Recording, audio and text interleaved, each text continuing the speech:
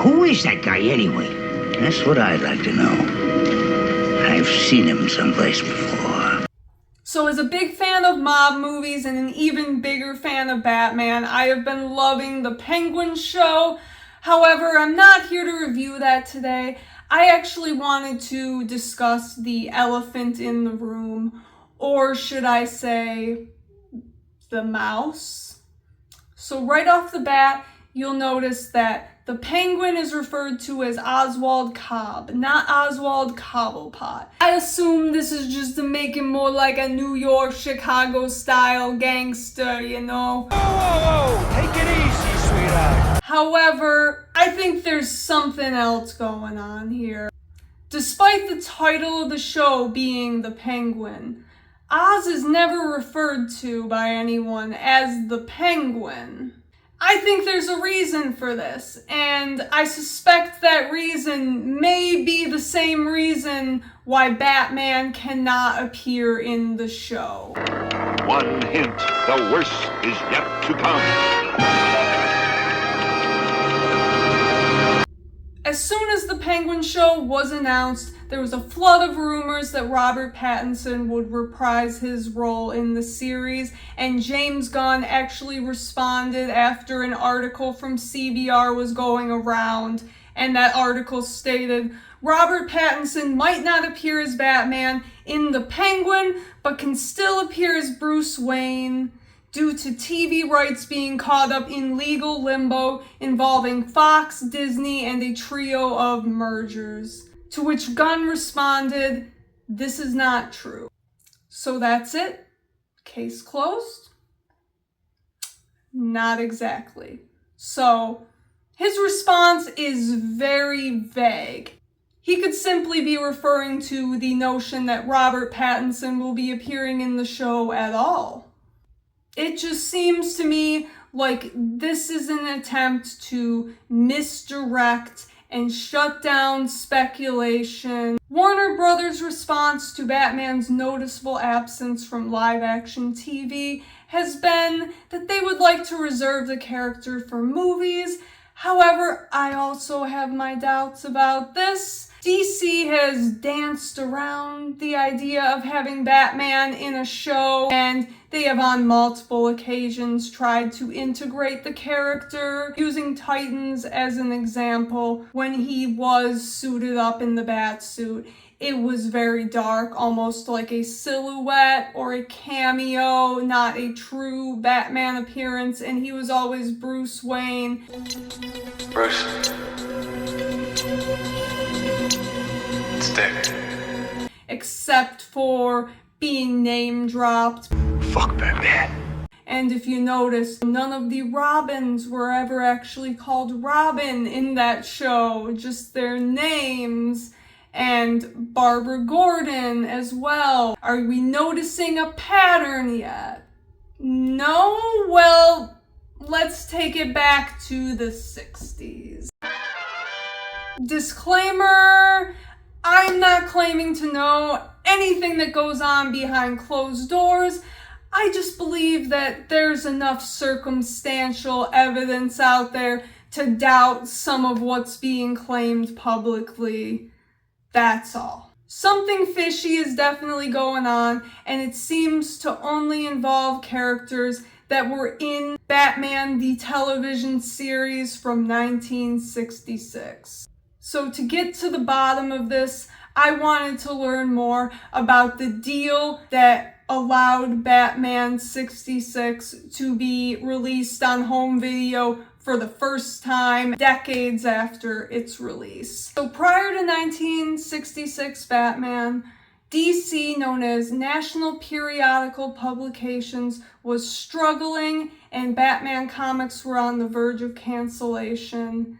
So ABC was able to acquire the Batman film and television rights for $7,000. They wound up splitting the television rights between 20th Century Fox and Greenway Productions. The film rights wound up with Polygram Picture Inc., who in 1981 transferred those rights to Warner Brothers, allowing them to make the Batman '89 movie.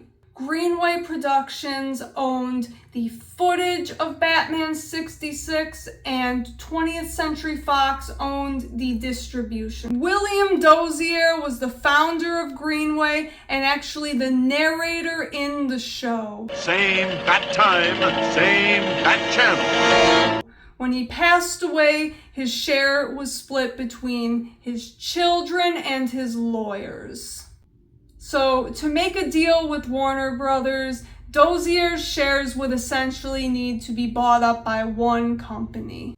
Hidden in the Fox Greenway contract was a Dutch agreement, which, after 21 years of Batman being off the air, would allow for one party to make an offer to buy out the other company's share. Fox would essentially have the choice to either sell or to buy out the other share for the same amount. Eventually, Classic Media, who later merged with DreamWorks, purchased the Dozier shares. As per the Dutch agreement, Classic Media offered Fox 7 figures for their stake in Batman, and they would either have to accept that or they would have to buy Classic Media's share for the same amount offered, and Fox wound up purchasing it. So Fox became the sole owner, and as of 2012, we have no reason to believe anyone other than Fox owns the distribution rights for Batman in television, particularly considering Gotham came out only a few years after this. Since DC and Warner still own the trademark for Batman, certain characters could still not be explicitly named. Not the Joker, certainly. Now, fast forward to December 2017, Disney announced their plans to purchase 20th Century Fox, and as of March 20th, 2019, the deal was finalized. So, does this mean maybe we'll see a Batman show on Disney Plus? Oh, the irony of it. The horror. No. DC and Warner still own the trademark, so they would still have to authorize any use. So what does this mean for the future of Batman in television? Right now, only time will tell. Has Batman struck out? Is Robin cool for good? To many, the thought of Batman '66 ever coming out on home media was a lost cause, so with enough people and enough passion, anything is possible. So at the start of this video, I was kind of speculating how I think James Gunn may be sort of misleading fans who are questioning some of this a little bit. I'm bringing this up now because we already know James Gunn's new DCU slate involves both movies and television. Gunn also has a working relationship with both Disney and Warner Brothers. So if there's ever a chance of a deal being struck, he will be the one leading the charge. These things take time, and as of right now, Disney is a lot wealthier, and they would have every reason to hold on to this in order to harm their competition. So I think the best thing we can do as DC fans is to go out there, support Superman Legacy when it comes out, and show through our ticket sales that we believe in James Gunn and his vision. That's all I had to say. Thank you for checking this out. I thought that was just an interesting topic to make a video on because I feel like a lot of people would probably just take James Gunn's statement at face value, but I feel like there's definitely some more going on here. None of this is happening by mistake. Obviously, it's all alleged. Everything we have right now that we can see shows us that there's clearly something going on with at least some of these Batman characters. And as far as we can tell, Fox still does own those distribution rights to Batman.